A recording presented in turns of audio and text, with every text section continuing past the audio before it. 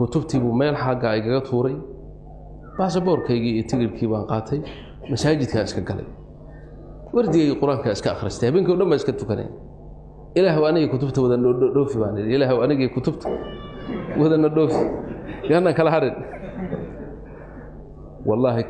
ديارة كاونتر كيد ولا حري وقت كيد ولا ماضي ولا حري ضدك الركوب كاه ما جا فريستين أنا واحد يجوا أن مجرو ده وحن اسكيمد مساجد كي صلاة الصبح برجع أن مصر جوجي تأييدا ونوعا ما وحن أرنكره برجع سنفي عن بنا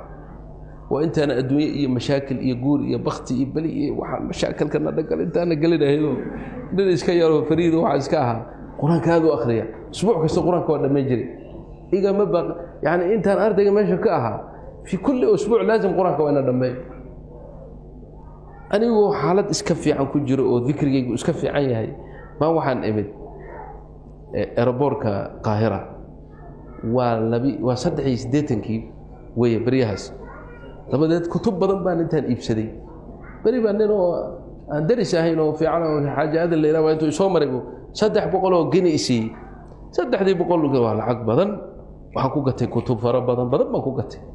معرض الكتب انت تجي كل كاس أنا كراتين كتب وتا أيانا من تجر بان وتا مر ماشي مركان من ميزانك ديارد سومالي إيرلاند شوي لكن كان تركي جوجا وير مصري مساعدة ماشي كشغل سواء ميزانك وصاري لعق بدن بصوب بحذي وحويري لعق فر بدن ودي أنا هاي نبو شغل أنت صار لك الروا ما هي يعني ما هي مركان أنا كنت جسي وقاتي أقول كيف والله ما عندي بال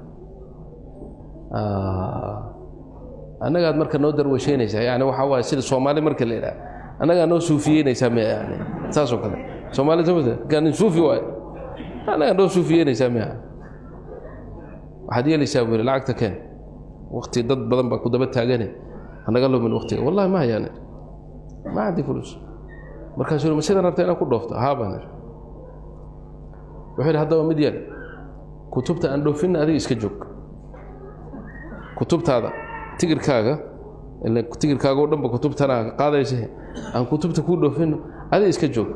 ما يلي يعني وين هالضف هذا أبو حوير هذا ودفه كتبت أنا كتجي كراتين تن حاجة إسكال ما يلي يعني كتبت وين إلى الضفط مركب وحناقي مركب رسالة كويس أنا وتشترط علينا أنا قابل حتى هذا ساسة أدربتها هذا أنا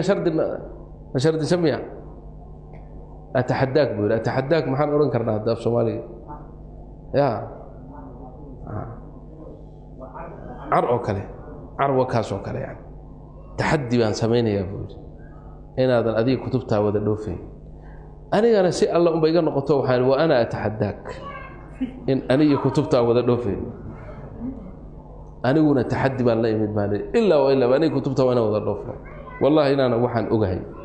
يوحي يقدم بي أين جري لكن إلهي محيو وافجي سقط حي أهيو ديارد وحي بحضها لحظة صبحنا ما مالهاس تليانا يكتب هذا حمر بأسعطة سقط حي أهيو كتبتي بميل حاجة إيجا طوري باسبور كيجي تجر كيبان قاتي مساجد كاسك قلي وردي القرآن كاسك أخرجته بينكم لما اسكتوا كنين إله وأنا كتبت وذا الدوفي باني إله وأنا كتبت وذا الدوفي يعني كلا هرد والله ديارة كاونتر كيد ولا حري وقت كيد ولا ماضي ولا حري ضدك الركوب كاه ما جا فريستين أنا واحد يجوا أن مجرو ده وحن اسكيمد مساجد كي صلاة الصبح بعتني صلاة الصبح ما تكن ولا أدمي ولا أقمي در وحن قبي مركز در كعلماء اسك قبيو جبد يعني اسك قبيو در كان أزهرتي جبد بان قبي جري عمامد يو قالوا باترينا توجي صلاة دي وانسك توجي صلاة دي مركي عندما ان صلاة دي كبحي ننكي يقول حيقي صفكة فدي وحوها نن ضابط يعني درجة سهرة أو عسكرية حتى قفر بدن كم مغضان أيوها مركان سوفيري ننكي اللي مباكا سعوته وأوي يبكي والله يبكي بين يدي الله سبحان الله مركا باسبور كي يتيجر كنا ماشي اللين salaada aan ku tukanay ila ma hadin baasaboorkii tigirkii buu qaaday wuxuu fiiriyay diyaaradda ay tahay iyo waqtiga ay maaragtay tahay wuxuu ogaaday in diyaaradda Somali Airlines tahay waqtiga baxayso wuxuu igu yiri يا أخي شيخ فضيلة الشيخ بارك الله فيك diyaaradda waqtigeeda waxba nooga dhiman kowde xoogay quraan noo akhri xoogay quraanka noo sii akhri quraan kale noo sii akhri annagu iska jidbaysnaa quraanka baan u suway asagina oo hibbo ka sii qaaday ninkii wuxuu noqday ma taqaanaa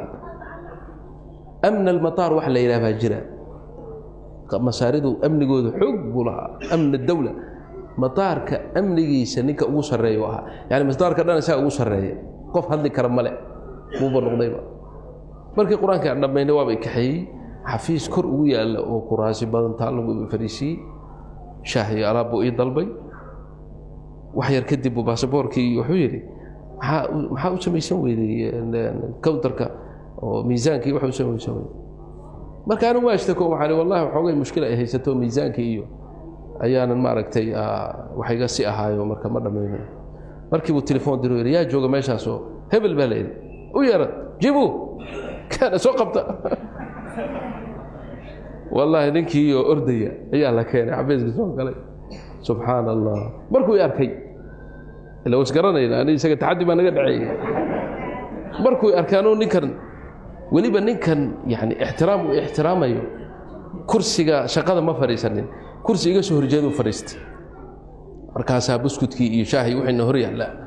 يعني مدحda salon baa loo yaala mugti markuu arkay ninkii waa iska jaray waa garay sagay oo dhan wallahi sheekh kab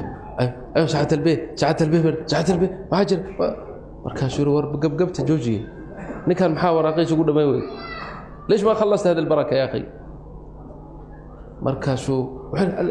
yani wuu daba maray isagoo dhan wuxuu haddaan dhamaynayay markaasuu baasaboorkii tigirkii u dhibeero ordo tago karaatiintiisii kutubtiisii u soo xaree boarding passkii uu diyaaradda ku fooli lahaana ii keen hadda markaasuu weliba canaan dhagta kala raacay uu yidhi waxaan waxba ahayn baad hormarinaysaan dadka wanaagsanna waa ka tegaysaan ruux subxaana allahi alcadiim wallahi inaana raacin meesha iska fadhiyey uu tegey isagaa karaatiintii uu meesha ku tuuray buu intuu aaday uu ururiyey uu diyaaraddii saaray wuxuu ii keenay baasaboorkii iyo boarding passkii markaas waliba intuu ii dhiibay ayuu ii cudur daartay weli macleesh fadilta sheekh naga raalliho waad naga warhaysaa shaqadeena waxba iska badan macleesh ma shaqadeena badan subxaan allah kadib laba kartoon oo xataa aan gacanta ku reebtay markaan diyaaradda sii fuulaynay ninkii wuxuu ku yiri labadan kartoon maxaad u reebato maxaa u saari weeyay waxaan waxoogay miisaankii askari buu dhiibay wuxuu yiri ninkan lama fatashi karo kow ninkan diyaaradda saar albaabada dadka lagu fatasho lama fatashi karo waa kow tan labaad kutubtan uu gacanta culayska ku wado asaga uu shan qaadin kursiga diyaaradda markuu fariisto la ful diyaaradda markuu fariisto oo agdhig ka soo tag waa soo wadacay ninkii madaxda ahaa kuwa marka waxaan xusuustaa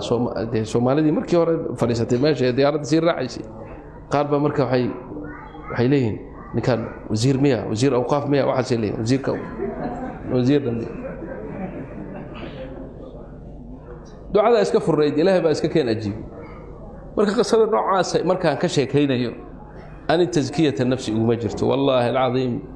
anu shakhsiyan inta meesha fadhida ina idin kulliita ayaan yaqiinsanahay ana tacbaan ma عندي شيء laakiin waxaan jeclahay kulligeen inaan calaaqa la yeelano rabbigeen haddaan rabbigeen calaaqa la yeelano oo ilaahay jeclaano oo ku xidhanno oo saacad kaste dikrigiisa aanu laazimno ilaahay umurteena waa noo sahlay wax naga halaabayaana ma jiro